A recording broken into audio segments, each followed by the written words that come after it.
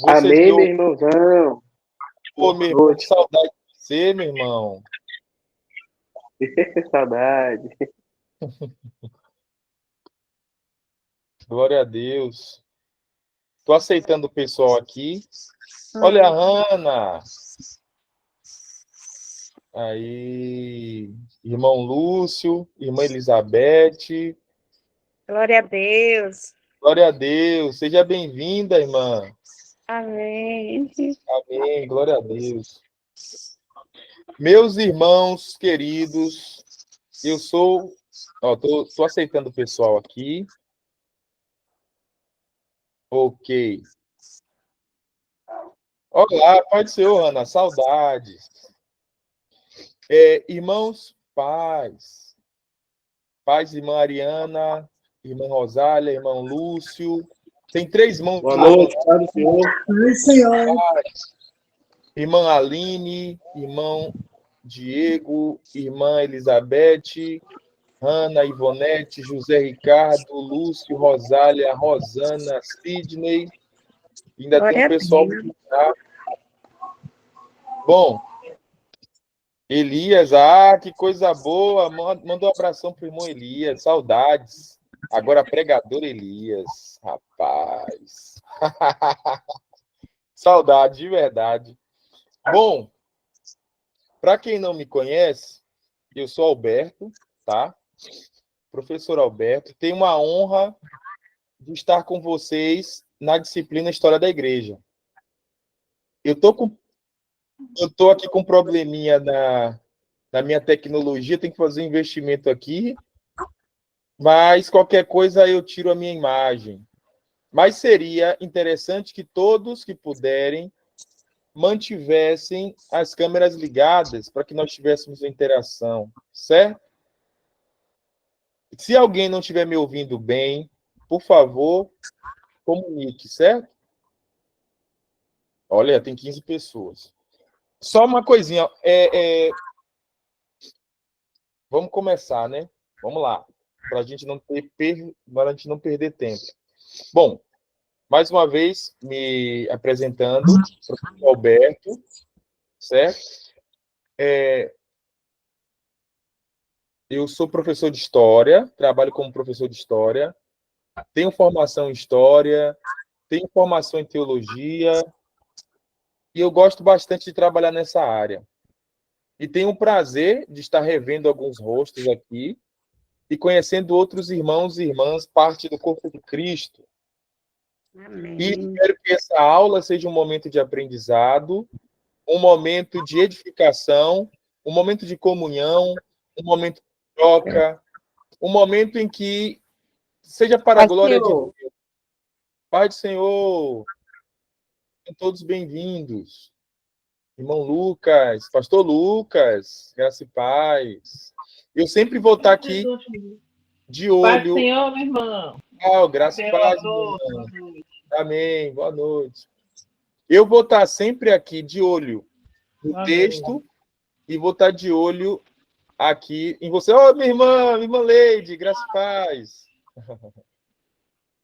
Graça e paz. Eu vou estar de olho aqui na tela, de olho em vocês. Amém, coisa boa, bom revê-la. Vamos lá. Olha, irmãos, nós vamos começar hoje o nosso componente História da Igreja. Ok? Eu preparei para vocês, para a nossa aula de hoje, um texto, um material, certo? Baseado em alguns livros. Alguns livros como esse aqui, ó, do Andrew Miller, História da Igreja, volume 1. Livro muito bom. Eu não sei se os irmãos aqui estão familiarizados com o tema, História da Igreja. Às vezes a nossa experiência com história é um pouco traumática, né, irmãos? Aquela história da escola, ai meu Deus, por que eu estudo história? Que coisa mais chata do mundo, aquela aula que parece que não termina. Mas eu espero que na nossa experiência de hoje seja diferente, para a glória de Deus. Enfim, estou aqui, esse livro, História da Igreja, do Andrew Miller. Tem também um livro do pastor batista Franklin Ferreira, e de um pastor pentecostal chamado Olson, Roger Olson, para a galera não ficar com raiva, achando que eu estou enviesado aqui para o lado dos reformados, né, Diego? Não, aqui tem pentecostal, aqui tem reformado, aqui tem teologia de todo jeito, para ninguém ficar, né, com ciúminho, que ciúminho é obra da carne, todo mundo aqui é espiritual, né? Vamos lá. Vamos começar com a palavra de oração, né? Senhor Deus, maravilhoso Pai, em nome de Jesus, nós te glorificamos, te bendizemos, nós reconhecemos a tua bondade, misericórdia, fidelidade em nossas vidas, reconhecemos que o Senhor nos trouxe aqui, que o Senhor nos reuniu, que o Senhor nos deu esse ambiente virtual, que nos possibilitou, apesar da distância, apesar de todos os empecilhos e barreiras da vida, estarmos à volta do Senhor, dispostos a ouvir a sua voz, não apenas com nossas frontes, nossos corpos dobrados, mas com nosso coração dobrado diante do Senhor, acreditando, Pai, na tua revelação, na tua boa mão, na tua provisão, no seu cuidado, no seu direcionamento na aula de hoje. Que nesse momento, Pai, o Senhor possa nos trazer revelação na tua palavra, que o Senhor nos faça lembrar daquilo que nós estudamos, que o Senhor possa nos guardar do erro, da heresia, que seja um momento de troca, de aprendizado, de comunhão, e que em tudo o seu nome seja glorificado, que as pessoas, as famílias representadas, todos que estão nesse ambiente, possam ser abençoados pelo aprendizado do Senhor mesmo, da tua palavra. Nos segura nas tuas mãos para que não venhamos a errar, a pecar com palavras e atitudes, mas muito pelo contrário, que possamos sair dessa aula mais apaixonados pelo Senhor Jesus, mais parecidos com o Senhor Jesus, mais confiantes de que a palavra de Deus ela é infalível, ela é inerrante, é a palavra inspirada, e que nós possamos sair confiantes, Pai, mediante esse estudo das tuas promessas e de tudo o que o Senhor nos ensina na tua palavra como verdade, verdade absoluta. Obrigado, Pai, pela vida do pastor Éder, por essa iniciativa, pelas lideranças das respectivas igrejas, estar liberando os irmãos para o aprendizado do Senhor e da tua palavra, para a edificação dos santos, para a obra do ministério. Senhor, nós te agradecemos por todas essas bênçãos e riquezas espirituais, que o Senhor possa nos fazer de nós dispenseiros fiéis da tua palavra. É o que nós te agradecemos, nós te louvamos por tudo, em nome de Jesus. Amém. Amém, queridos. Amém. Amém. Eu vou pedir para que os irmãos que não estiverem falando, que desliguem os áudios, tá? Para que não tenha interferência, desliguem os microfones, mas que tenham a liberdade de falar, porque necessário. Irmã Elizabeth, por gentileza, se a senhora puder desligar o seu microfone, tá? Para que não haja interferência. Mas, repetindo, todos podem me interromper em qualquer momento da aula, certo?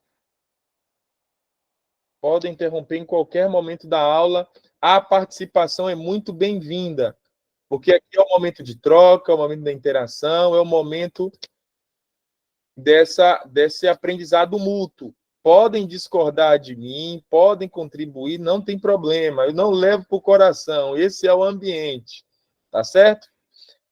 Sejam livres para perguntar, para questionar.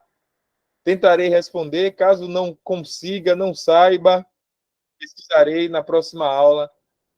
Buscarei trazer uma resposta satisfatória. Vamos lá. Olha, preparei o material sobre o tema História da Igreja, que está sendo disponibilizado para vocês aqui. Ok? Onde eu coloquei alguns tópicos acerca desse tema, para nosso primeiro encontro, onde buscaremos tratar sobre o porquê é importante estudar a história da igreja, falaremos um pouco dos pais da igreja e tentaremos fazer uma reflexão, duas reflexões ao mesmo tempo. Falaremos de uma maneira da trajetória da igreja e, por outro lado, também a formação do pensamento teológico. São 2000 anos de teologia neotestamentária, de história da igreja, e nós vamos entender que essa história da igreja primitiva, da igreja antiga, dos pais apostólicos, elas têm total relação com a nossa vida da igreja hoje. Não haveria, vamos dizer assim, essa relação que nós temos com a igreja, com os dogmas, a maneira que cremos, se não fosse por essa trajetória da igreja desde a antiguidade. É uma construção necessária. E vocês perceberão que existe um paralelo real com a igreja dos tempos de hoje. Procurarei fazer essa interface. Obviamente, não tenho a pretensão de esgotar os conhecimentos sobre a história da igreja na aula de hoje. Saiba que você não vai sair daqui sabendo de absolutamente tudo, haja vista que são 2000 anos de história.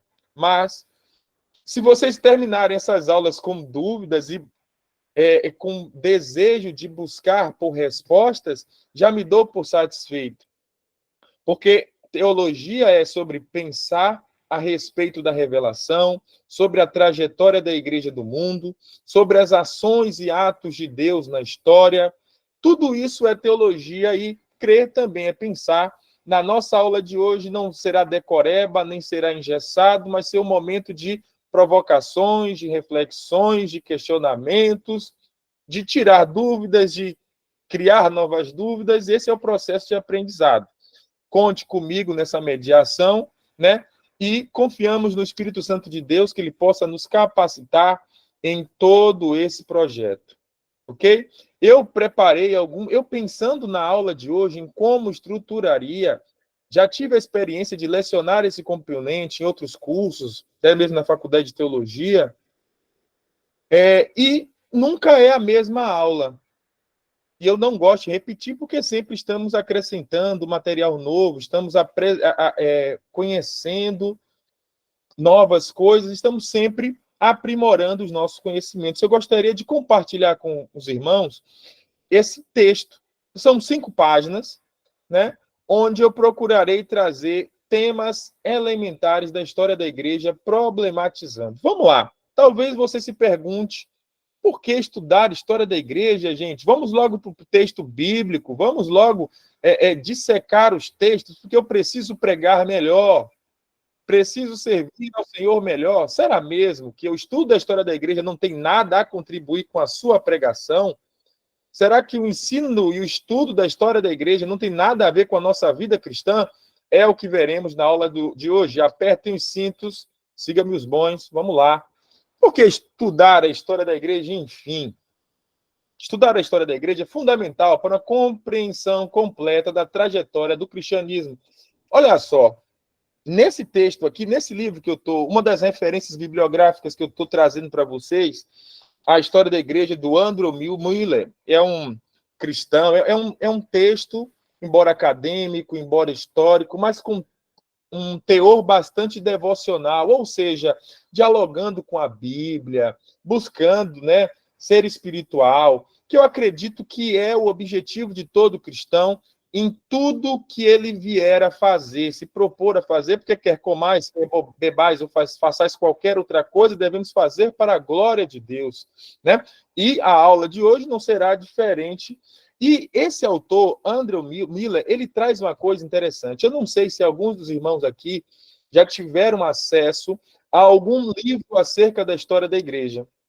Mas, geralmente, os textos, muitos dos livros de história da igreja, eles são áridos. Mas árido como, professor? No sentido em que, geralmente, são apontados os erros, os problemas da igreja, críticas na trajetória. Não que não existam, não que não seja pertinente, até mesmo as escrituras não doura a pílula. Na Bíblia nós vemos os erros e as virtudes dos homens e mulheres que estão nela, né? Então, um livro escrito por homens pecadores não seria diferente, não esconderia aquilo que a Bíblia mostra abertamente. No entanto, Andrew Miller, ele traz uma coisa que me chamou bastante atenção, de que, por vezes, às vezes não são cristãos que escrevem esses livros, nem necessariamente precisa ser, mas todo aquele que busca estudar a história da igreja precisa saber quem está por detrás das letras, quem escreveu, a que grupo ele está vinculado, a que igreja ele faz parte, que linha teológica ele está inserido, porque tudo isso, saber quem diz, é importante para a compreensão de um texto na área de história, por exemplo. Eu vejo constantemente as pessoas dizerem: hoje assistem um jornal, mas esse jornal não é imparcial, esse jornal ele é esquerdista, esse jornal é direitista. Gente, se você não sabia, eu gostaria de dizer para vocês, queridos navegantes, irmãos, que não existe neutralidade em coisa nenhuma, apenas em sabonete. Apenas existe sabão neutro, tudo mais é enviesado, tem posicionamento teórico, ideológico, e com o estudo da história da igreja não é diferente. E muitas vezes, homens não regenerados, homens e mulheres não nascidos de novo, que têm um olhar tão somente crítico, que expõem as mazelas da igreja, não tratam de uma maneira honesta toda a trajetória do cristianismo. Mas é interessante escutar da história da igreja a partir de dentro. Cristãos, professos, escrevendo acerca da própria história. Então, mas eu não trouxe apenas essa referência, mas eu considerei por muito importante essa colocação do Andrew Miller. E ele fala aqui no texto uma coisa que eu gostaria de replicar para vocês. Ele faz uma análise do texto bíblico, sabe aquela parábola do trigo e do joio, Mateus 13, 24, 25? Vamos lá, vocês estão com as suas Bíblias aí nas diferentes versões? Mateus 13, 24, 25. Desde já, sintam-se à vontade para discordar, tá bom? E não digo eu, quem diz é Andrew Miller. Se vocês discordarem disso aqui, discordem dele. Ele diz o seguinte, ele vai citar o texto, né? Propôs-lhe outra parábola, dizendo: o reino dos céus é semelhante ao homem que semeia boa semente no seu campo. Mas dormindo os homens, veio o seu inimigo e semeou o joio no meio do trigo e retirou-se. É isso que tem acontecido com os que professam a Cristo. Existem dois requisitos necessários para a invasão do mal no meio dos cristãos. O primeiro é o descuido dos próprios cristãos, e eles ficam desatentos, caíram no sono, e o inimigo veio e semeou o joio. Isso começou no primórdio da cristandade. Ele coloca aqui um termo que eu não sei se vocês já pararam para notar, o termo cristandade. A gente tem um termo como se fosse qualquer outro, como se fosse qualquer coisa, como se fosse sinônimo de cristão. Mas no Ocidente, onde nós vivemos, geralmente você perguntar a uma pessoa, que religião você professa? Eu sou cristão. Mas não vai na igreja, não lê a Bíblia, não tem compromisso com o Senhor, vive a vida de qualquer maneira. Essas pessoas, cristãos nominais, que infelizmente em nosso Brasil, que é cada vez mais evangélico, mas infelizmente cada vez mais nominal, ele traz esse caráter não compromissado em muitos aspectos. Eu não vou generalizar, obviamente, né, obviamente que existem 7 mil que não se dobraram, sempre haverão, Deus ele sempre tem os seus remanescentes, mas nessa igreja que incha e cresce, e isso sempre existiu, existem os cristãos professos, e eles fazem parte da trajetória do cristianismo, e por vezes a ação desses tem sido colocado em maior destaque nos livros de história da igreja, onde são destacados os erros, os equívocos, as contradições desses cristãos. Né? É uma ênfase na crítica. É isso que nós encontramos em muitos livros de história da igreja. Então, é sempre bom termos vários exemplares e várias perspectivas e comparar. E algo que eu gostaria de comunicar ao seu coração para quem ainda não teve acesso, está iniciando essa leitura, é bom que venhamos a ouvir, ler textos de escritores cristãos, de pessoas compromissadas com a palavra, de cristãos professos. Essa perspectiva para nós, ela é importante, vocês compreenderão o porquê. Certo? Bom, nessa parábola do joio e do trigo, para ser bem objetivo, ele vai dizer, bom, a igreja, ela é composta por diversos segmentos da sociedade. O trigo e o joio fazem parte dessa história. Uma pessoa que não tenha os olhos treinados, ela não consegue diferenciar uma coisa da outra e generaliza e coloca isso no seu livro. Mas é necessário colocar o pingo nos is, um olhar calcado nas escrituras e buscando uma perspectiva mais espiritual, nós conseguimos ter um olhar muito interessante. E a partir dessa premissa que eu gostaria de discutir com vocês esse material baseado nos textos de Franklin Ferreira, um pastor reformado, do Andrew Miller e também do Olson, que é um pastor da linha pentecostal. Vamos lá.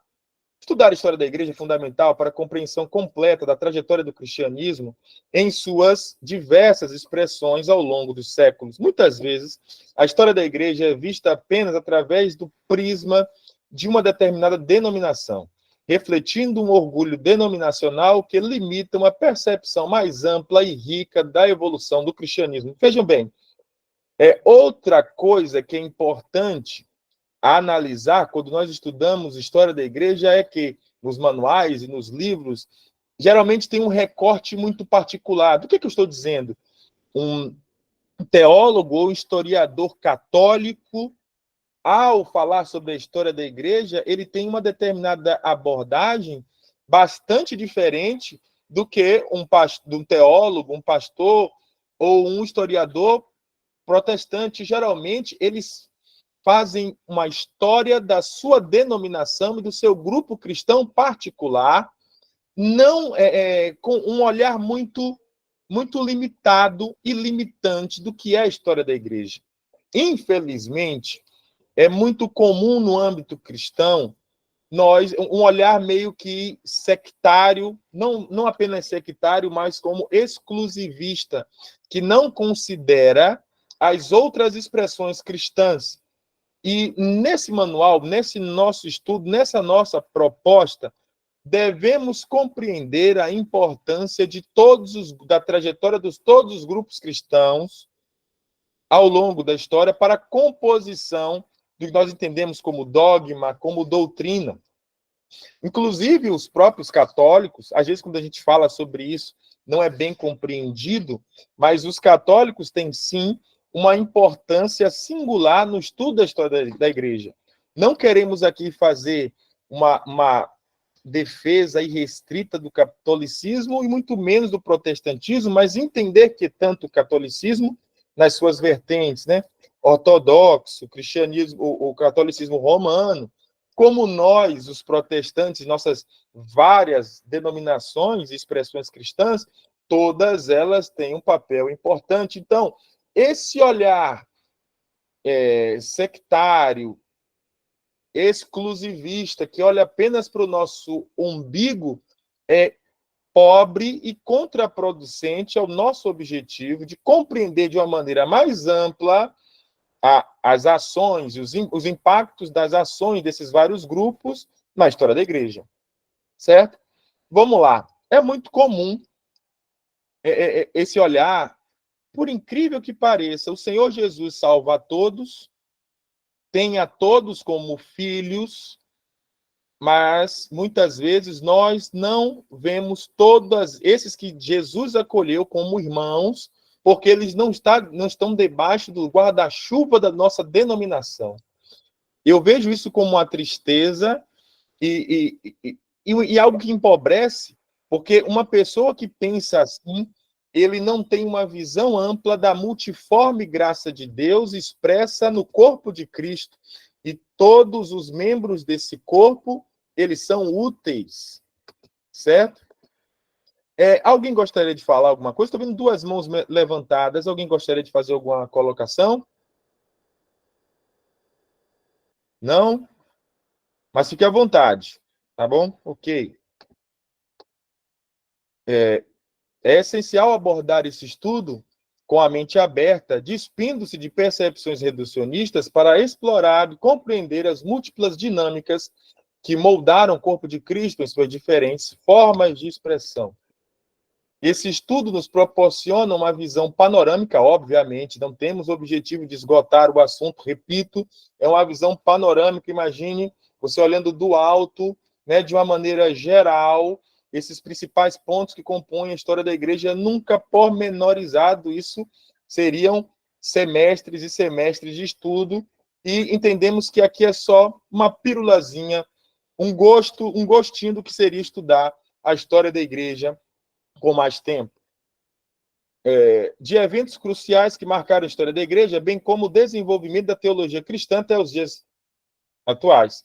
O objetivo não é apenas enriquecer o conhecimento intelectual dos estudantes, mas também fomentar um entendimento que dialogue com as Escrituras. Então, como nós somos bereanos, eu espero que vocês, né, ouçam o que eu tenho a dizer, mas sempre estar comparando com as Escrituras para ver que os textos que eu trago, as informações que eu trago, as provocações que eu faço, estão de acordo com as Escrituras. Caso contrário, examine tudo, retenha o que é bom, certo? Mas nos esforçaremos e pedimos graças a Deus para que o Senhor possa nos manter nos trilhos da palavra. Através do estudo da história da igreja, buscamos cultivar uma visão mais humilde e inclusiva sobre a igreja como um todo.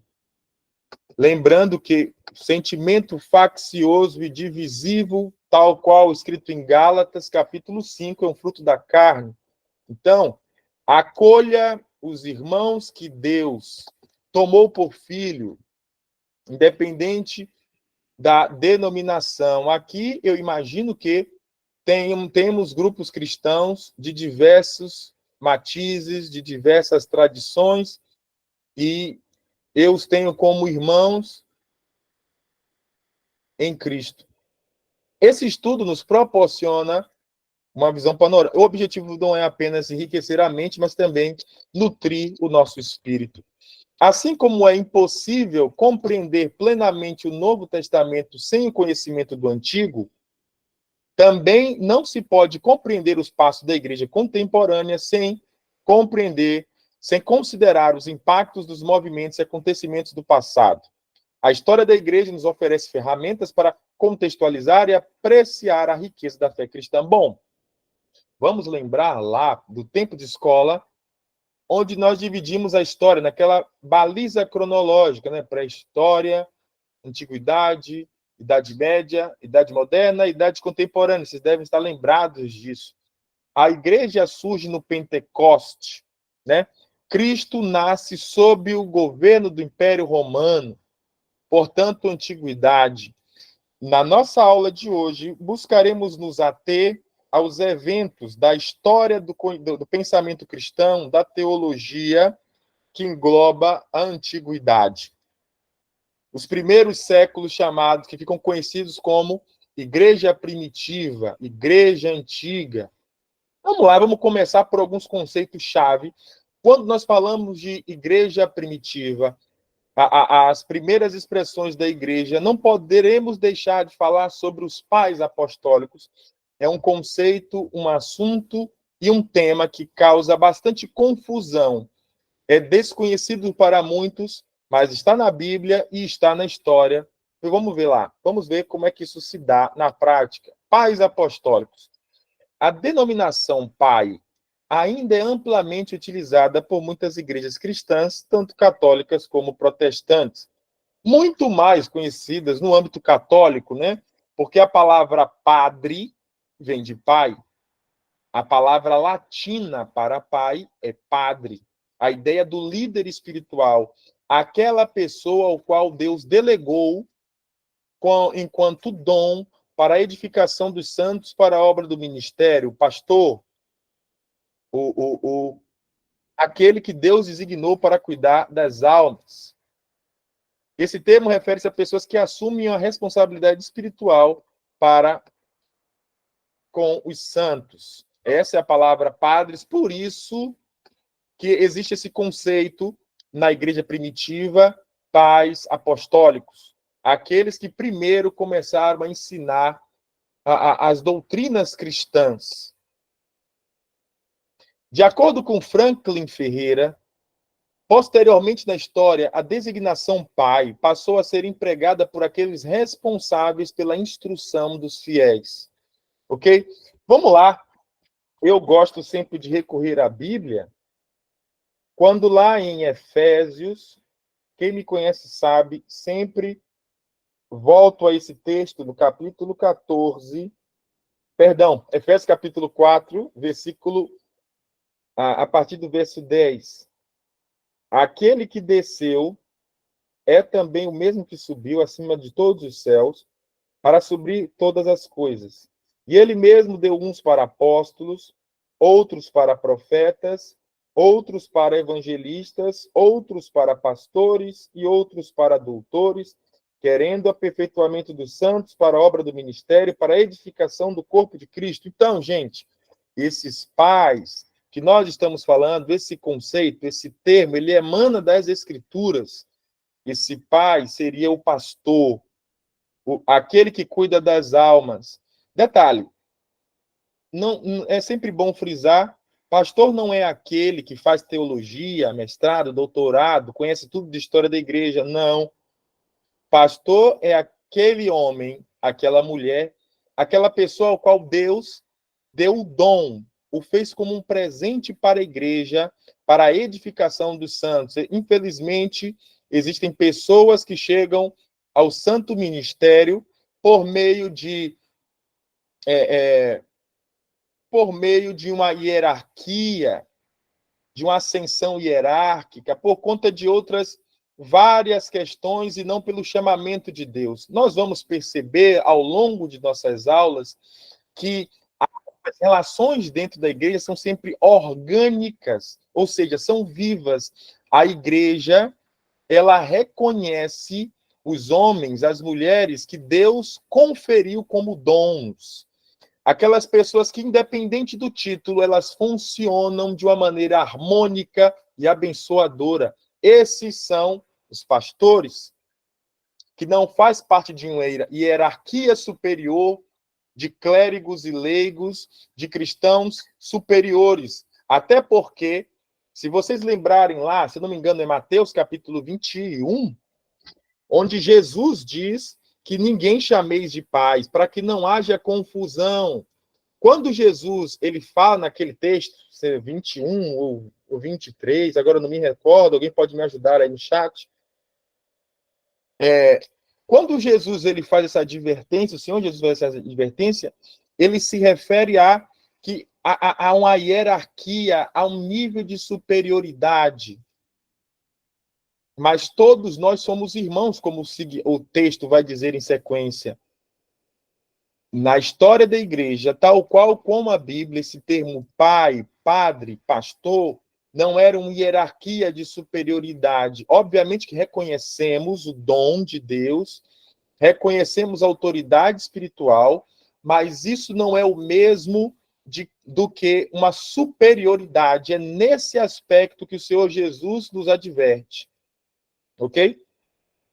Mas, enfim, a princípio, na história da igreja, os pais são aquelas primeiras pessoas dedicadas ao ensino da palavra de Deus. Detalhe, estou falando de um período que não havia cânon fechado. Quando eu falo cânon, a palavra cânon, para quem não está familiarizado, seria cana, seria vara de medir.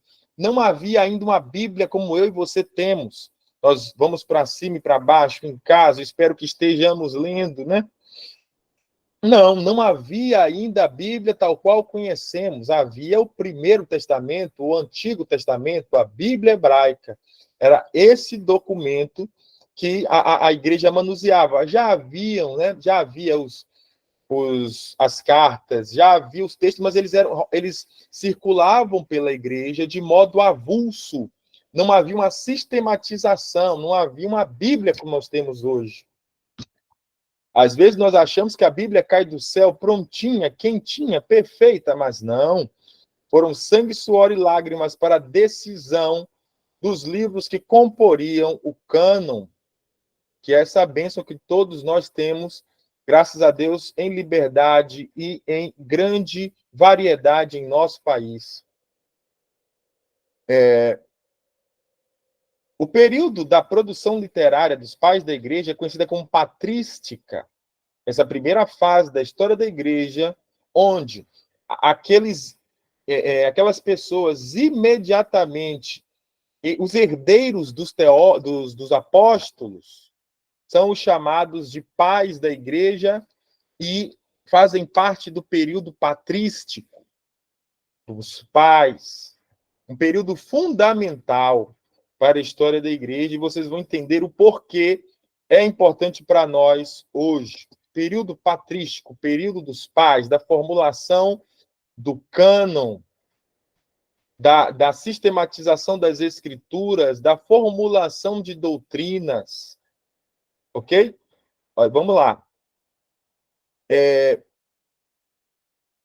E as pessoas têm aquela visão de que, por se tratar de cristãos que estavam tão próximos da fonte, vou colocar assim, dos apóstolos, que alguns foram discípulos, foram contemporâneos de João, né, por exemplo, de Barnabé, segundo a história, segundo a tradição, as pessoas imaginam que esses pais da igreja, eles eram perfeitos, eles não erravam, mas muito pelo contrário.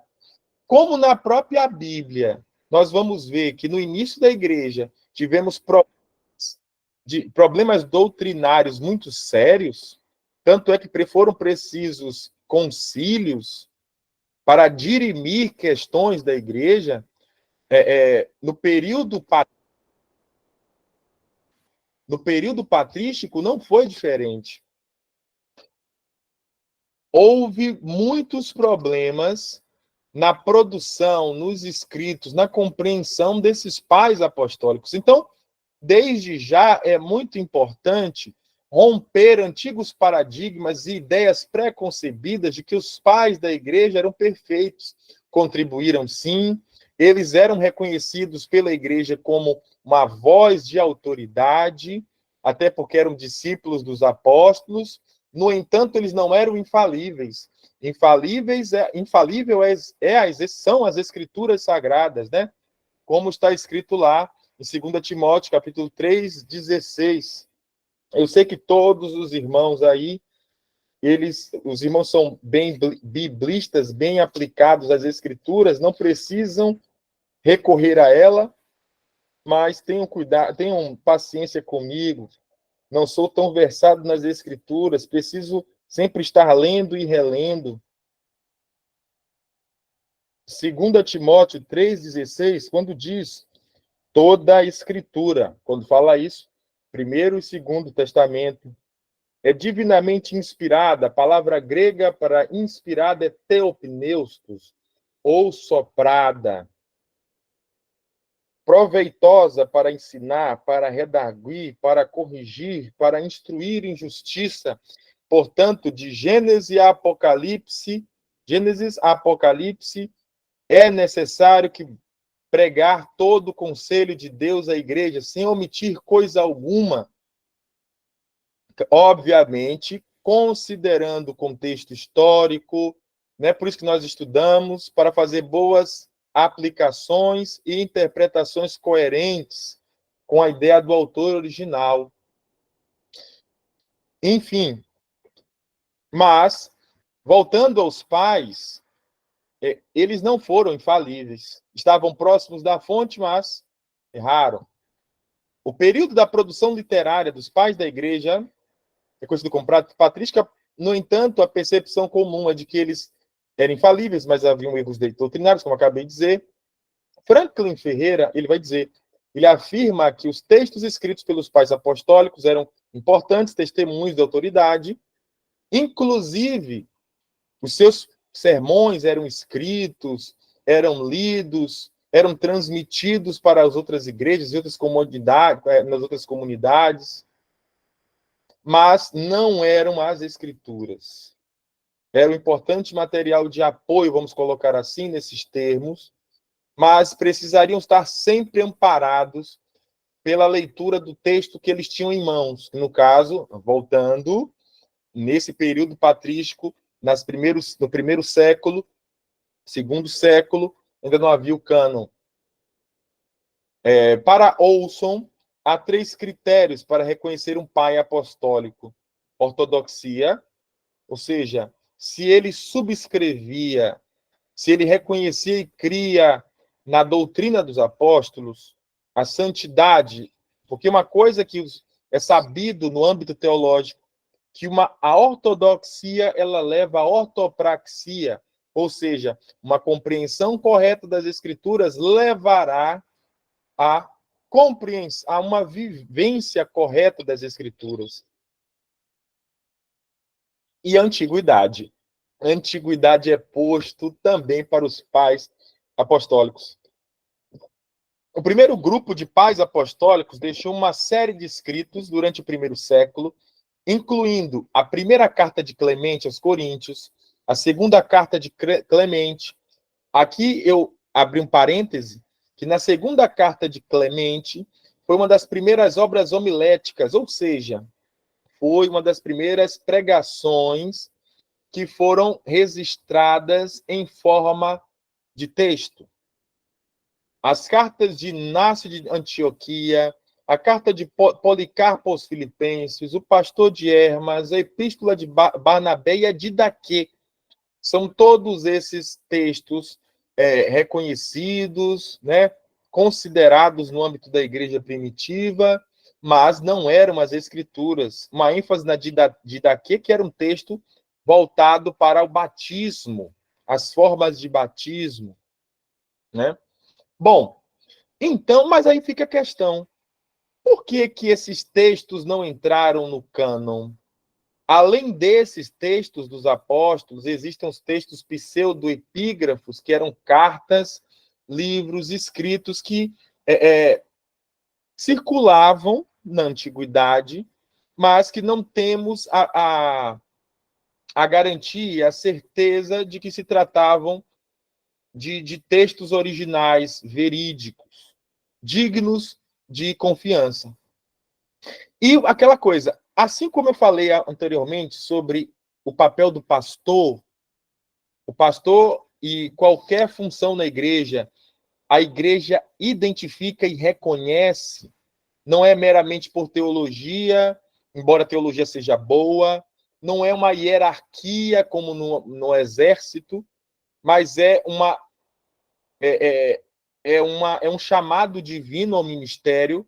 Os textos que compõem, os livros que compõem a Bíblia Sagrada, do mesmo modo, eles foram reconhecidos pela igreja. Embora nessa primeira fase não havia um cânon fechado, não havia a Bíblia tal qual conhecemos, esses textos do Novo Testamento já circulavam, as pessoas liam, reconheciam a sua autoridade, mas não tínhamos ainda um cânon. A igreja sempre soube discernir o que era dela do que não era. Mesmo com pouca informação. É algo que se discerne no espírito, não é isso? Como a Bíblia vai dizer, que os espirituais tudo discernem. Que vós tendes a unção dos santos e não precisa que ninguém vos ensine. Não precisamos dos mestres, dos pastores? Obviamente que sim. Mas existem situações em que o Espírito Santo testifica, mostra, orienta, direciona de modo inequívoco, em momento de dúvida, porque o Espírito Santo não nos deixa enganar. Estudar os pais apostólicos é fundamental para compreender as raízes do cristianismo e a evolução da doutrina cristã Eles representam uma ligação vital entre os ensinamentos apostólicos e as gerações subsequentes. Alguém gostaria de fazer alguma colocação, de dizer alguma coisa? Não? Estão compreendendo? Tá ok?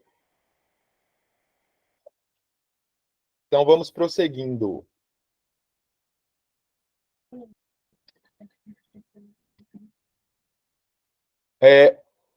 A igreja na antiguidade e os embates doutrinários.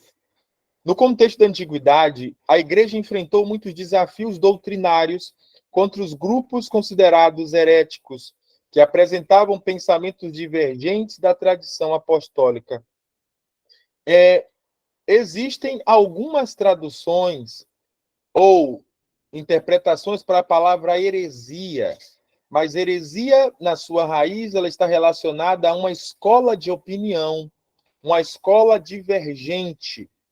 Nós vamos perceber que, ao longo da história da igreja, inclusive o período patrístico, contribuiu para a formulação das doutrinas que nós temos hoje. Exemplo, Trindade, Deus 100% homem, de 100% Deus, né? Essas doutrinas essenciais da fé cristã, que nós denominamos de dogma, eles foram formulados durante anos de história da igreja. E, antes mesmo do cânon, haviam grupos que eram dissidentes, grupos que não concordavam com essas ideias que estavam sendo formadas pela igreja. Então, heresia, herege, na sua raiz, eram todos aqueles que discordavam da doutrina que estava sendo formulada, a doutrina dos apóstolos, vamos dizer assim. Assim como hoje, chamamos aqueles grupos dissidentes daquilo que foge do essencial das escrituras como grupo herético. Existe uma diversidade no corpo de Cristo, podemos divergir naquilo que vamos colocar assim, periférico na fé. Se o batismo é por expansão, por imersão, se o arrebatamento será antes, durante, depois, se a salvação se perde ou não, não sei. Algumas coisas você discute e não perdemos a amizade. Continuamos irmãos. Mas alguns elementos e alguns fundamentos não se mexe. Não se mexe. Se não me engano, é 1 Coríntios, primeira carta de Paulo aos Coríntios 3:11. Se não me falha a memória, primeira estava lendo essa semana. Primeira carta de Paulo aos Coríntios 3:11. A partir do 10. 3, a partir do 10. Segundo a graça de Deus que me foi dada. Não, era interessante ler todo o texto, mas eu vou pegar essa passagem aqui, a partir do versículo 8. Tá, vamos lá. Ora, o que planta e o que rega são um, mas cada um receberá o seu galardão segundo o seu trabalho, porque nós somos cooperadores de Deus, vós sois lavoura de Deus e edifício de Deus. Segundo a graça de Deus que me foi dada, pus eu, como sábio arquiteto, o fundamento e outro edifica sobre ele. Mas veja cada um como edifica sobre ele. Porque ninguém pode pôr outro fundamento além do que está posto, o qual é Jesus Cristo. E se alguém sobre esse fundamento formar um edifício de ouro, pedras, prata, pedras preciosas, madeira, feno e palha, a obra de cada um se manifestará na verdade, o dia a declarará, porque pelo fogo será descoberta, e o fogo provará qual será a obra de cada um. Daria uma pregação e um ensino de muito tempo esse texto, mas esse texto ele vai dizer, ele é um texto muito interessante, esse capítulo 3 de 1 Coríntios, onde Paulo já começa dizendo: eu, irmãos, não vos pude falar como espirituais, mas como carnais. Veja, parece que são termos totalmente contraditórios, mas está na Bíblia. Ele começa chamando de irmão, Então, são crentes. E depois ele está falando, eu não posso chamar vocês de espirituais, mas de carnais. Porque na igreja de Coríntios havia divisão, dissensão, inveja. Mas para adiantar, para a gente não se ater muito a isso, o fundamento que é Cristo e aquilo que é fundamental, a gente não mexe. Os outros temas podemos divergir tranquilamente. Em amor podemos divergir e discutir, debater e mudar de ideia, mas com relação a Cristo sendo Deus, Trindade, algumas coisas a igreja precisa ser irredutível. E os grupos heréticos negam uma coisa e outra. Segundo Olson, os apologistas e polemistas, bom, os pais, a partir do século II, século II, eles têm uma característica de apologética, de apologista. Para quem não está familiarizado com esse conceito, apologia é defesa da fé. Esses pais que instruíam os primeiros cristãos na palavra, eles tiveram que ter um comportamento reativo, haja vista os ataques que a igreja cristã sofria pelos grupos heréticos. Era interessante que o contexto histórico ao qual essa igreja surgia, a teologia estava na ordem do dia. Discussões sobre a palavra, sobre textos que entram, que não entram, que um disse, que outro não disse. As pessoas, como hoje, as pessoas falam de Bahia e Vitória, falam de futebol. Nesse contexto de formação da igreja, teologia era o assunto na ordem do dia e as heresias estavam surgindo para lá e para cá. Os pais da igreja, que agora como apologistas ou polemistas, assumiram uma posição reativa, ou seja, diante das heresias que surgiam, diante das críticas que surgiam à ortodoxia que estava se formando, os pais eles tiveram que adotar uma postura de defesa. Assim como eu e você, quando tem pessoas que falam coisas desrespeitosas sobre Deus ou sobre a Bíblia, na hora nós nos armamos e utilizamos a palavra para defender a palavra, para defender a nossa fé. Isso é instintivo de qualquer cristão. Nós sempre queremos defender o que amamos, não é verdade? Nós vimos aí pessoas lutando, né, brigando, unhas e dentes por causa de política. Por questão de fé, isso é muito mais acirrado. E na história da igreja, vimos isso. Os apologistas, diante dos ataques dos grupos heréticos, eles tiveram que pensar em organizar a fé cristã diante desses ataques. Então, não foi uma ação propositiva, ou seja, não foi uma ação iniciada pelos apologistas ou pelos pais, mas pelos hereges, que atacavam, que propalavam heresias, e os apologistas reagiam e perceberam a necessidade da formação do cânon e da estruturação de um corpus doutrinário. Em meados do segundo século, a carta de Diogneto tornou-se um dos primeiros registros escritos apologéticos. Nesse período histórico, os apologistas adotaram uma posição reativa. Hoje em dia, nós temos muitos e muitos apologetas que nos auxiliam nessa árdua tarefa de defender a fé. Né? Temos o William Lane Craig, o Alvin Plantinga, temos tanta gente boa no Brasil, o Luiz Saião, o Franklin Ferreira, sei lá, tem para todo tipo de assunto existe defesa, literatura para nos ajudar. Obviamente que estaremos primeiramente ancorados nas escrituras, mas podemos recorrer à tradição cristã, porque muitas das perguntas que estão sendo feitas hoje foram bem respondidas no passado e, por vezes, não conhecemos essa nossa tradição de defesa cristã. E, por vezes, não conhecemos essa tradição, então, cabe a nós buscar conhecer essa tradição da defesa. Hoje, nós vemos nas redes sociais, no Twitter, no Instagram, no YouTube.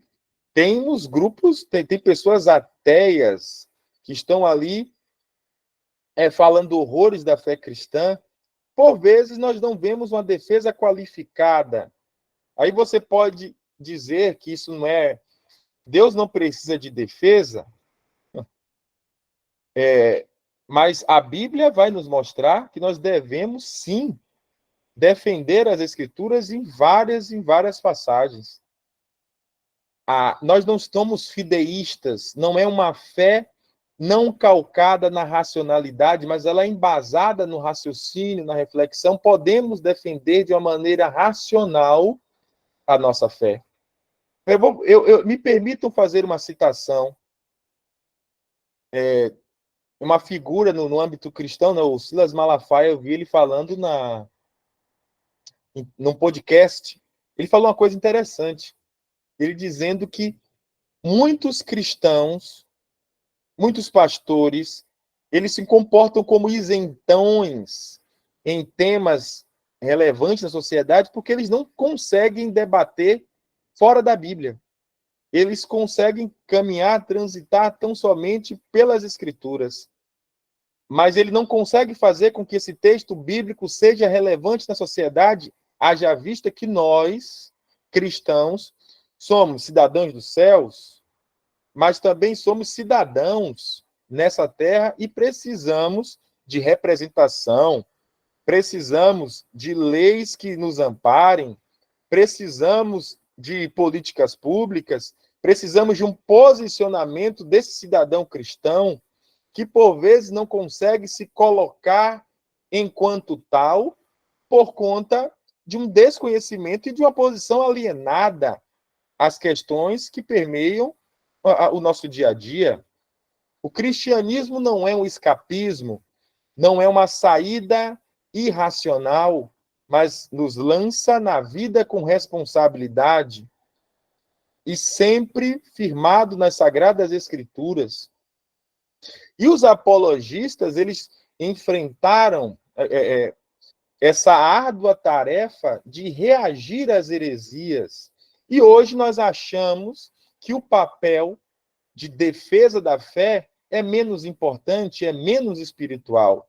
Nós nos importamos tão somente ir para a igreja, que é ótimo, temos que ir mesmo, temos que pregar mesmo, temos que evangelizar mesmo, se tiver a aptidão para escrever, ótimo, maravilhoso, mas o papel apologético ele não é menos espiritual, é um papel tão importante quanto nos dias atuais, onde nós vemos tantos ataques ao cristianismo. Vimos lá, agora nas Olimpíadas, a abertura das Olimpíadas, o que fizeram lá com a obra da Santa Ceia, o que demonstra a hostilidade do mundo ao Cristo e à sua igreja.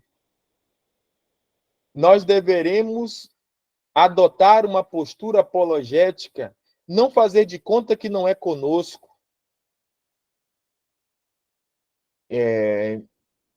Adiante.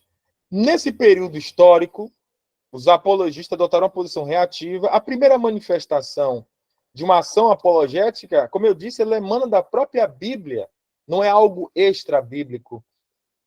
Como nós vimos lá na carta de Judas, Judas, capítulo 1, verso 3, que diz: Amados, procurando eu escrever-vos com toda a diligência acerca da salvação comum, tive por necessidade escrever-vos e exortá-los a batalhar pela fé que uma vez foi dada aos santos.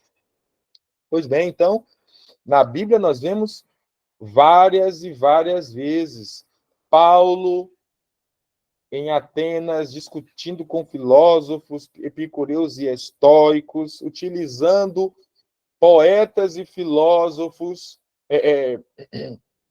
gregos para debater com eles. Eu fico só imaginando, é como se fosse uma luta de MMA, onde, vamos colocar assim, um boxeador, ele se arvora a lutar em uma outra modalidade. E nós vamos ver que os pais apostólicos, assim como Paulo, fizeram isso. utilizaram da filosofia da época, das argumentações da época, para levar uma pregação racional para os de fora da igreja. Houve um esforço apologético, e a apologética ela não é apenas uma demonstração de sabedoria pura e simples, mas a apologética visa a evangelização. A defesa da fé tem em vistas a evangelização. Porque a pregação do evangelho não é em sublimidade de palavras, para que a cruz de Cristo não seja vã, né? Sabe, de Cristo e Cristo crucificado, mas existem as estratégias para que isso seja feito, né?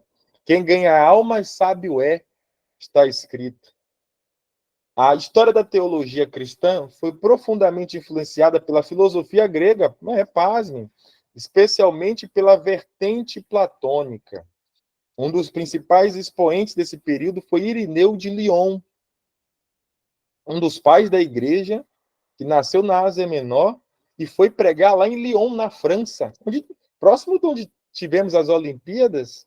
Olha lá, um pregador cheio do Espírito Santo na França, onde o território dos francos, que analisou os desvios da fé cristã em sua época e trabalhou para refutá-los através de argumentações filosóficas. Agora, algo em Irineu que muito me chamou a atenção, que é a fala de Roger Olson. Detalhe, para quem quiser ver mais aprofundadamente isso que eu estou dizendo, tem um livro disponível em PDF na internet sobre a história da teologia cristã de Roger Olson. Vocês podem pegar gratuitamente na internet. No entanto, a sua abordagem não era puramente intelectual. Irineu buscava instruir um público mais amplo, utilizando uma linguagem acessível. Olha só, Irineu, ele era um apologista, mas vou colocar assim nesses termos, com a pegada pastoral. Ele não perdia o cuidado das almas. Uma coisa que eu lembro de ter conversado com um professor que eu tive, é muito perigoso um teólogo que não tem compromisso com as almas. Às vezes é aquele que provoca, é aquele que busca, mas ele não tem o compromisso no efeito em que aquelas palavras farão no público ouvinte.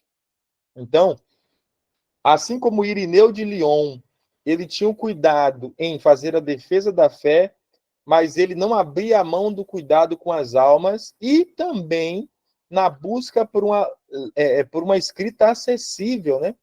Como dizia o saudoso teólogo, pastor reformado R.C. Sproul, ele tinha uma obra que virou best-seller muito vendido, chamado Todos Somos Teólogos. Todo cristão, quando ele pega a Bíblia para interpretá-la, ele está fazendo teologia. E no caso de Irineu de Lyon, e deveria ser também o nosso interesse, de ir à teoria, de quebrar a cabeça, de ir, às vezes, no difícil, para passar de uma maneira simples, compreensível, didática para a igreja.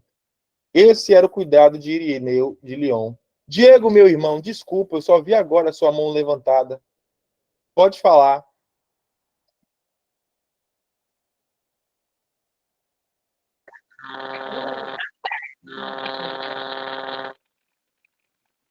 Não, irmãozão, tá desde cedo a mãozinha levantada, não sei tirar, não. Ah, mas você quer fazer alguma colocação? Quer dizer algo?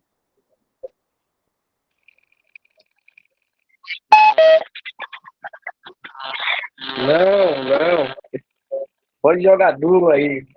Valeu. Qualquer coisa pode falar. Que eu não estou vendo o chat, eu não estou vendo a participação de vocês. Mas é preferível. Que legal. Estão falando aqui no chat agora que eu vi.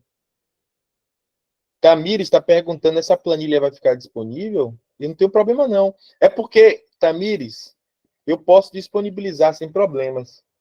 Eu posso disponibilizar sim. É porque ela está em processo, sabe? Eu estou coletando materiais, e estou compondo. À medida que eu estou lendo, eu estou escrevendo, eu estou lendo, estou escrevendo. Isso está em processo. Mas eu posso disponibilizar o que eu produzi até agora sem problema. Ah, Van Hooser, o pastor Lucas está dizendo. Van Hooser diz que um teólogo sem a comunhão da igreja é como uma alma sem dúvida. Perfeito. Isso mesmo. Olha aí, o pastor Éder. Maravilha. Me sinto honrado demais. Pode participar, viu, pastor? Sinta-se à vontade. Então, uma coisa que eu achei interessante, a história da teologia cristã foi profundamente influenciada. Deixa eu ver se eu fechei meu áudio. Ah, tá aqui. Beleza. Obrigado, Tamires. A história da teologia cristã foi profundamente influenciada pela filosofia grega. Né? Muita gente acha que a teologia ou o cristianismo ele é diametralmente oposto à filosofia, como se a filosofia fosse inimiga da fé. Mas os pais apologistas eles vão mostrar que houve uma convergência entre as duas coisas. Por quê? Esses primeiros apologistas eles entraram no campo da filosofia para refutar os hereges. É mais ou menos aquela coisa que estão fazendo agora, né? Desculpa, é que o que me vem à cabeça é isso. O Logan Paul, o cara sai lá do Jack Paul, o Logan Paul, ele sai do YouTuber para lutar boxe com o Anderson Silva. É mais ou menos assim, os apologistas, eles saem da sua teologia, eles vestem esse cristianismo de uma filosofia platônica para falar dentro de uma estrutura argumentativa da época. Lembra que eu disse a princípio que a conversa do dia a dia versava, em grande medida, sobre a teologia. Falava-se sobre teologia em todo lugar, em todos os níveis, em vários níveis sociais. E entre os mais intelectuais que se valiam da filosofia, os apologistas cristãos entravam no campo dos hereges por meio da filosofia para refutá-los. Aí, o Tertuliano, que é um dos grandes pais da igreja, ele ficava um tanto perplexo. Ele dizia: ora, o que Atenas tem a ver com Jerusalém? Que concordâncias existem entre a academia platônica e a igreja? Tertuliano achava complexo que muitos polemistas cristãos usassem as estruturas argumentativas dos filósofos gregos para combater as ideias de seus opositores. Infelizmente, muitos entre nós têm essa visão. Gente, eu estava conversando, só para trazer a nível de experiência, eu estava conversando com um amigo que é biólogo, e ele está iniciando na igreja, e aí ele estava num ambiente vou chamar de escola dominical, onde alguns temas foram tratados de uma maneira muito superficial. Ele, com a biologia dele, ele conseguiu ver algo que uma pessoa que estava fazendo uma leitura muito superficial da Bíblia não conseguia perceber. O que eu quero dizer com isso? Que todo mundo tem que estudar biologia ou tem que estudar filosofia? Não necessariamente. O que eu quero dizer é, o conhecimento teológico, ele é um conhecimento dialogal.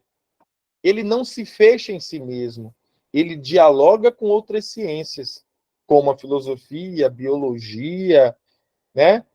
Com os vários saberes. Nos permite o hebraico, o grego, o inglês, as várias ciências nos possibilitam uma visão mais ampliada dos textos bíblicos e da teologia em si.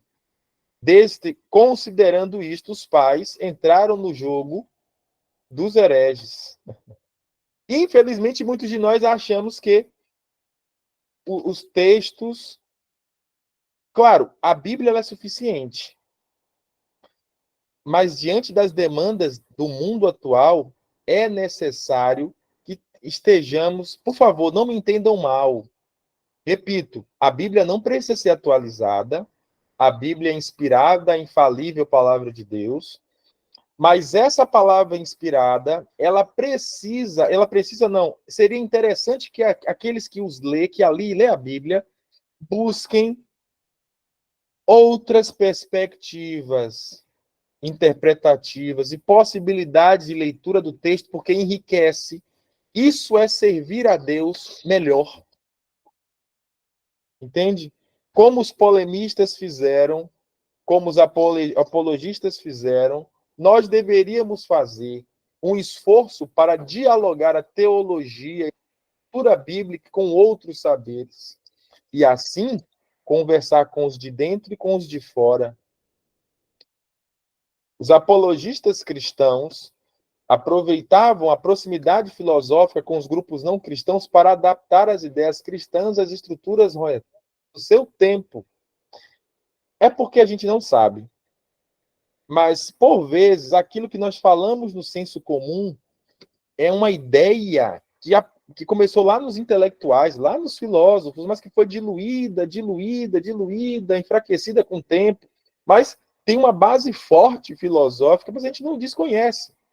Então, o conhecimento da filosofia, o conhecimento da forma de como as pessoas pensam ao longo das eras é enriquecedor para a leitura bíblica. É uma condição sine qua non. Você não pode ler a Bíblia com profundidade sem esses conhecimentos diversos.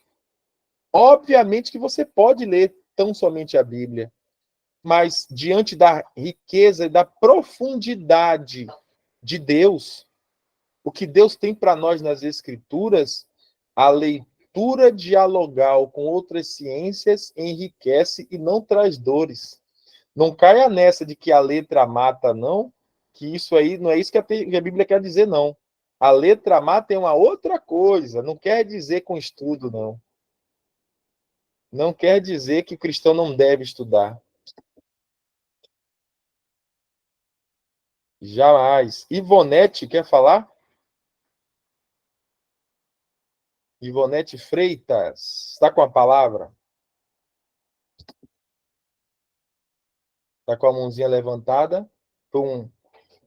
Ó, se quiser falar, fique à vontade. Então, continuando. Exemplo que eu também estava citando, os apologistas, eles citavam Paulo, naquele caso lá de Atos 17, onde Paulo confronta os filósofos gregos em Atenas, cita alguns dos seus poetas para encontrar um ponto de apoio para a sua mensagem. Embora a tentativa de Paulo possa parecer um suporte fraco para os apologistas do século II, eles tentaram fazer um diálogo entre o cristianismo e os pensadores gregos. Parece que quem fala muito bem sobre isso é um clássico da literatura cristã, é o Fator Melquisedeque, que fala, entre outras coisas, sobre os pontos de contato do cristianismo com as diversas culturas. É um texto que serve às missões também. Um pastor presbiteriano, se não me engano, ele é presbiteriano, ele é muito bom, Batista. Ele fala que muitos cristãos atualmente evitam se expor no debate público, nas universidades, nos congressos, por considerarem que essa é uma prática de menor valor espiritual, como eu já falei anteriormente, né? Que entende essa coisa do debate, essa coisa da apologética como uma coisa que não é para eles, é uma briga que não é nossa.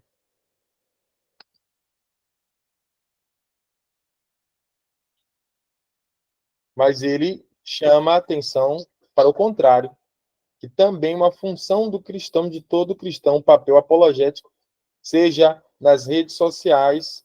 Hoje em dia, eu acho engraçado e interessante um trabalho do Iago Martins, dos dois dedos de teologia, quando ele coloca lá, teólogos do Twitter. As pessoas falam coisas absurdas, né? O Twitter, as redes sociais, para quem é mais ativo, também é um espaço de evangelismo e de apologética. Esse é a ágora dos dias atuais, mas também não devemos nos furtar de apresentar as perspectivas cristãs para o mundo atual no ambiente acadêmico. É por isso que devemos ocupar todos os espaços. Eu sempre bato nessa tecla. A universidade é lugar de cristão, sim. Embora alguns cristãos, alguns líderes muito conhecidos por aí dizem que não é para o seu filho fazer faculdade enquanto os filhos dele estão nos Estados Unidos estudando e com futuro feito e com o império para tomar conta. Alguém quer falar alguma coisa? Não, né? Eu tô vendo só uma mãozinha levantada, mas ninguém tá falando. Wilson? Quer falar, irmão Wilson? Boa noite a todos. Boa, querido. A graça e a paz do Senhor Jesus. Aqui o pastor Amém. Wilson falando. Prazer conhecer, professor. Tem sido uma bênção Prazer, falar aí. Amém. É só para contribuir, porque me chama muita atenção essa questão do nosso posicionamento como cidadão, como o senhor falou, como cristão na esfera como um todo da sociedade. E às vezes a gente olha para a Bíblia e a gente só se identifica com Pedro, né? Mas quando é para se identificar com Paulo, a gente diz assim, é muita coisa. Paulo fala coisa que a gente às vezes não entende. E aí a gente volta para Pedro, né? E principalmente Pedro antes da conversão, né? Que era o pescador indouto. Mas às vezes a gente nem percebe que Pedro, depois da conversão e depois do derramado do Espírito Santo, ele se tornou uma peça fundamental em todo aquele ambiente da igreja, né? Ele foi que foi pregar para os grandes daquela época e com a sabedoria do Espírito Santo. E às vezes nós, como cristãos, estamos sempre só olhando para o Pedro de antes da conversão, de antes da igreja, e isso tem nos deixado fora do debate, fora da posição apologética. Eu queria dar essa contribuição aí, que eu acho que é muito importante. Muito bom. E eu fico feliz, ainda mais feliz, quando uma fala dessa vem de um pastor. Porque, repito, infelizmente, algumas lideranças elas não contribuem para o progresso e a inserção de cristãos no debate público por acreditar que academia, teologia, conhecimento não é coisa de cristão. Então, louvo a Deus pela sua vida, meu irmão, meu pastor, que Deus continue capacitando, né, e abrindo alargando as possibilidades, né, de expansão dessa compreensão para o seu ministério, para os seus liderados, né, para os irmãos que estão sob os seus cuidados, assim como dos outros líderes que estão nessa live. Amém. Amém. Obrigado, pastor. Tamo junto. Amém. Amém. Ó, e os irmãos, eu vou pedir que aí isso, porque dá um retorno no áudio. E por fim, o cânon do Novo Testamento. Essa parte eu achei interessantíssima. Apesar de muitas pessoas acharem que a formação do cânon do Novo Testamento, está até escrito errado, tenha sido uma coisa simples, na verdade se tratou de um processo complexo, uma defesa da própria palavra de Deus, haja visto o contexto histórico marcado pelo amplo debate público da teologia e da propagação das heresias. Então, o cânon, ele não é resultado dos concílios. Às vezes, nos cursos, a gente aprende que foi no concílio de Nicéia. Não. Os concílios que aconteceram na antiguidade, eles foram um reconhecimento desse conhecimento que a igreja já tinha. A igreja, repito, a igreja já reconhecia os textos do Novo Testamento, assim como os do Antigo, como autoritativos, como textos inspirados. E o cânon, ele foi formulado como uma defesa, fazendo parte da apologia. Era necessário a sistematização e o fechamento do cânon para estabelecer parâmetros para a igreja. E o primeiro cânon foi o cânon de Marcião, que ele tinha uma visão equivocada da teontologia. O que eu quero dizer com isso?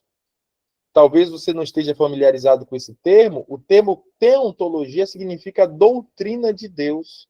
Marcião compreendia que o Deus do Antigo Testamento era mau, era ruim, era pagão, e o Deus do Novo Testamento era bonzinho. Ele retalhou o cânon. Ele praticamente excluiu o Antigo Testamento, ele excluiu as cartas pastorais, parece que ele só deixou o Evangelho de Lucas.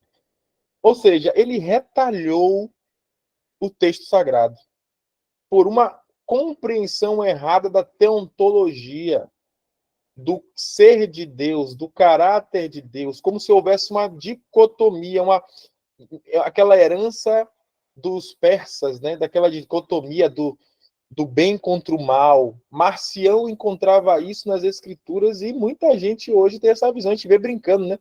Esses dias mesmo alguém me perguntou, vem cá, você é cristão do Novo ou do Velho Testamento? Eu falei, dos dois, meu amigo. Toda palavra é inspirada. Você é do Novo ou do Velho? Eu acho que ele até ficou decepcionado quando eu disse que era dos dois. Mas, enfim, existe aí uma ideia equivocada a respeito disso. E o cânon ele é uma reação a isso. É uma necessidade de sistematizar, de organizar, de estabelecer o que a igreja já estabelecia como sagrado, inspirado. Até aquela época, não havia um cânon completo, tal qual conhecemos. Antes, os textos sagrados circulavam entre as igrejas de modo avulso. E apenas algumas pessoas tinham acesso no momento da reunião, nas casas, nas catacumbas, nas cavernas, porque nem todo mundo tinha as cópias dos autógrafos. Quando eu falo autógrafos, são os textos originais. E outra coisa, né? Nem todo mundo sabia ler e escrever naquela época, não. A maioria de gente era ágrafa, analfabeto, não sabia fazer um ó com um copo, né? E era um privilégio ter um texto, uma cópia do texto bíblico. Imagina em que condição chegavam aqueles pergaminhos, né? Para as pessoas que tinham acesso. A gente não tem noção do que é isso. Um pergaminho passar de igreja a igreja, região em região, durante um tempão, tudo manuscrito. Se a gente parar para pensar nisso, a gente vai longe.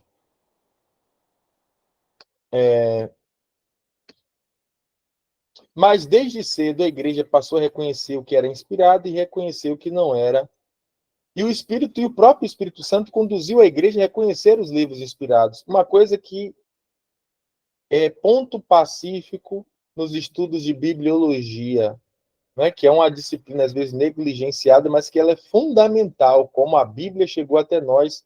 Um livro que eu indico sobre isso é um livro do mesmo título, Como a Bíblia Chegou até Nós, de John Main, onde ele fala, ele vai para a teoria, ele vai para a história, ele explica o processo de formação do cânon, a importância dos concílios. Ele fala de tudo isso, mas ele não desconsidera o papel fundamental do Espírito Santo para a formação do cânon, porque, afinal de contas, Deus, o Senhor, ele é o maior interessado com a formação, legitimidade, autenticidade e perpetuação do texto. Né? Nós não podemos dissociar Deus, que é o principal interessado nessa elaboração de um cânon e na perpetuação deles, para chegar íntegro até os dias atuais. Os livros que não passaram pela aprovação da igreja passaram a ser chamados de apócrifos. Apócrifos não eram malditos, amaldiçoados, apenas textos que não eram coerentes ao todo do cânon bíblico que estava se formando. Eram textos que têm uma importância histórica, cultural, textos que é interessante que sejam lidos, claro, com devidos critérios, que são importantes para o estudante de teologia que se interessar por esse lado. mas são livros que demonstram incongruências com todo o texto bíblico do cânon que foi formado. Ok?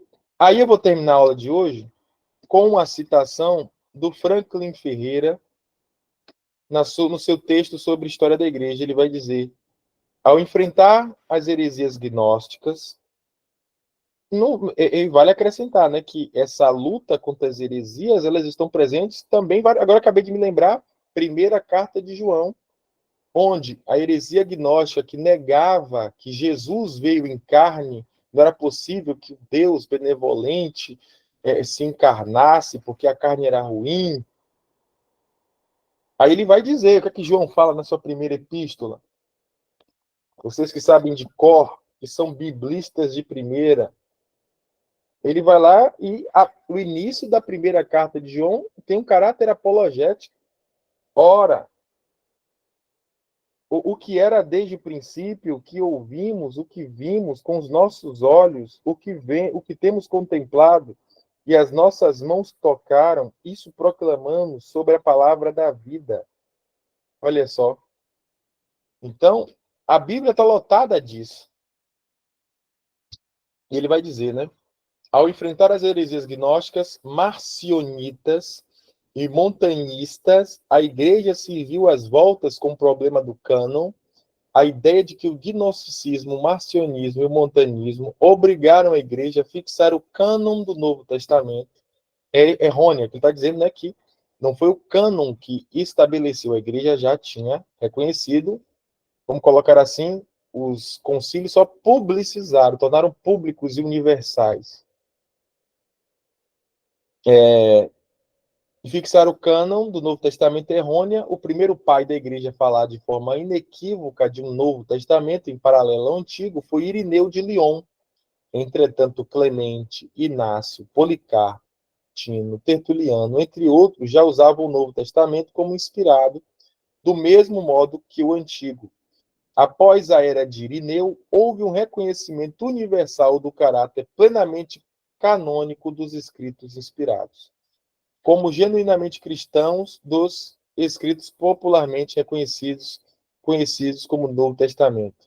Os vários concílios se pronunciaram acerca do problema do cânon do Novo Testamento, apenas tornaram públicos. Então, era isso. Os concílios, que procuraremos nos aprofundar ou tratar, né, com mais detalhes a partir das próximas aulas, eles tiveram esse caráter de divulgação, de propagação do que a igreja já reconhecia. Enfim, gente, 9h. Vou encerrar aqui a nossa primeira aula. Espero que tenha sido útil, né, para a compreensão de vocês acerca do estudo, da importância do estudo da história da igreja. Se você sair dessa aula achando, né, que, eu pensava que não servia para nada, se você achar que é importante estudar a história da igreja, que isso tem relação com a nossa maneira de ser igreja hoje, me dou por satisfeito, certo? Então, o nosso compromisso na próxima aula, se Deus permitir, buscaremos falar ainda sobre os feitos da igreja na antiguidade, chegando na Idade Média e Idade Moderna. Ah, que legal, irmão José. Com relação ao texto, para disponibilizar, eu tenho que dar mais uma conferida nele, que eu já vi alguns erros, e assim eu já passo para o pastor Éder para ele divulgar no grupo, ok? Pastor Éder, passa a palavra. Deus abençoe sua vida, é sempre um prazer te ouvir, Jesus é lindo. Pessoal, muito boa noite mais uma vez, a paz do Senhor Jesus. Não pude participar do início, mas acho que eu perdi, acho que uns 15 minutos apenas de aula. Eu cheguei corrido do trabalho, ferramenta nova, e aí tive dificuldade aqui de fazer a live, fiquei preocupado até achando que não ia sair, mas graças a Deus foi uma bênção, tá? Nós estávamos fazendo a live lá pelo site da escola, mas a ferramenta não permite que todos participem da live. Acima de 25 pessoas, apenas o professor fala. E é bacana a gente ter esse espaço aqui para se mostrar, para se conhecer, para interagir, né? Além do chat, a gente tem essa possibilidade aqui de falar, de observar os irmãos, é muito legal. Então, nós adquirimos aí mais essa ferramenta, o Google Meet. Esse não é o Google Meet gratuito, tá? Ele é o pago, a gente paga uma mensalidade todos os meses para poder funcionar, porque senão o gratuito, ele é apenas para 40 minutos. Acima de 40 minutos, a gente não consegue ter uma reunião contínua, né? Tem que botar 2 links e também não grava. E essa aula foi toda gravada, vai estar disponibilizada no YouTube da escola, tá? A escola tem um canal no YouTube, eu vou postar lá no grupo, gente, o nosso arroba, para você seguir, acompanhar lá os vídeos. Só quem assiste os vídeos da escola, das aulas, tá? Dessas aulas teológicas, são os inscritos e com acesso, tá? Só tendo o link do vídeo, não dá para acessar de qualquer maneira, tá? É um negócio reservado para a gente. Eu quero agradecer mais uma vez aqui ao professor Alberto, agradecer ao pastor Wilson, agradecer ao pastor Lucas, que está presente também, tá? Daqui da nossa comunidade. Eu não sei se tem outro pastor, presbítero, líder de outra igreja aqui, eu ainda não conheço muito bem os irmãos, mas Deus abençoe a vida de vocês, é um prazer, tá? Para mim, é um sonho se realizando, estar podendo participar desse momento de aprendizado, de crescimento espiritual, teológico na vida de todos vocês, tá bom? Gente, eu separei alguns alunos como monitores, tá? Monitores de cada igreja. Lá da igreja, como são 2 congregações, a gente vai colocar 2 monitores, um monitor para Vista Alegre e um monitor para a comunidade de Gameleira, tá? A comunidade de Gameleira, o monitor vai ser a irmã Jandira, ela está viajando hoje, não sei se participou da aula, me avisou que não poderia, mas em Vista Alegre, queria colocar o irmão Diego. Levanta a mão, irmão Diego, aí, se você aceita ser monitor da nossa igreja. Cadê o irmão Diego? Pronto, glória a Deus, aceitou. Aqui é por livre e espontânea pressão, tá? Mas fico feliz. Depois, o que é que eu quero dos monitores, gente? Só para deixar fixo aqui.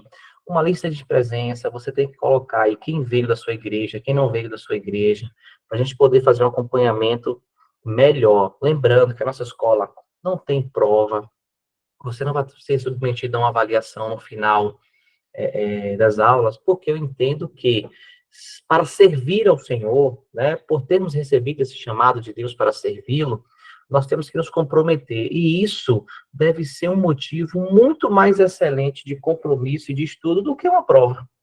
Se eu estudo apenas para fazer uma prova, eu tenho falhado no meu chamado. O meu chamado é mais importante do que uma prova. O meu serviço à comunidade da fé é mais importante do que uma prova. Então, penso desta maneira, tá? Nós somos uma escola de obreiros, nós somos uma escola de servos, de profetas. Então, nós precisamos honrar o chamado que recebemos do Senhor. Bom, queria fazer uma oração para nós encerrarmos a nossa aula. Muito bacana o conteúdo. Eu tenho certeza que se você tiver um papel e uma caneta na mão e anotou pelo menos as palavras difíceis que o bom professor Alberto falou, para pesquisar no Google o significado, você já aprendeu bastante. Mas ainda temos mais 2 encontros, 2 aulas, para a gente poder aprender muito mais sobre a história da igreja. Próxima matéria, após essa, é apologética. Falamos muito na aula, né, sobre apologética hoje, defesa da fé. Nós vamos falar sobre as principais heresias, também com o professor Alberto. E na próxima, homilética. Homilética é a arte da pregação, como é que a gente compõe um sermão, como é que a gente escreve, né, um texto para pregar na igreja, vai ser bem bacana, aí eu estarei ensinando. E depois nós vamos falar sobre teologia, bibliologia, o Novo Testamento. Nós vamos repetir algumas matérias, que tem alguns irmãos aqui que já estão no meio caminho andado. Amém? Gente, meu WhatsApp está à disposição de vocês. Qualquer dúvida, manda uma mensagem lá, tá? Prazer receber. Pastor Reginaldo, pastor não, irmão Reginaldo aqui está chegando agora, mas glória a Deus, já foi adicionado. Vamos orar? Antes da oração, gente, para a gente encerrar, alguém quer dizer alguma coisa, quer fazer alguma pergunta, professor Alberto, quer tirar uma dúvida? O momento é esse.